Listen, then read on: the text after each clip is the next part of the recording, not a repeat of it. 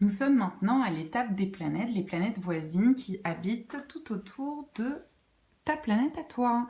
Donc c'est le stade où tu vas te demander ce que les personnes qui sont les plus présentes et importantes dans ta vie te donnent et que tu es heureux de recevoir, comme par exemple ici la joie, donc Sophie, si c'est une amie par exemple, tu es hyper content de cette relation parce qu'elle te donne beaucoup de joie. Et ce que toi tu lui donnes en retour et qu'elle a l'air d'être heureuse de se recevoir, c'est de l'écoute.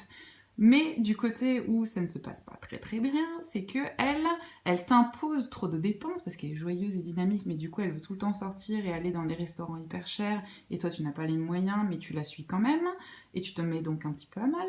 Et toi, tu l'écoutes très bien, mais du coup tu as très envie de lui donner des conseils, et tu sais que parfois elle n'en a pas forcément envie.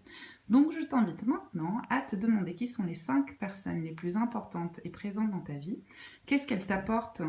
Donc il va y avoir plus de choses que juste une chose qui te donne ou que tu reçois ou qu'on t'impose. Peut-être que parfois il n'y en aura pas, qu'ils t'imposent rien ou que tu ne sais pas ce que tu leur imposes. Mais donc c'est à toi de voir maintenant de quel équilibre ou déséquilibre sont faites tes relations les plus présentes et impactantes dans ta vie. Et ensuite, tu vas les renseigner dans les différentes cases que tu pourras dessiner sur les bleus rouges. Et ensuite voir, évaluer si ces personnes t'apportent plus de belles choses dans ta vie au niveau de l'échange ou s'ils semblent plus te stresser qu'autre chose.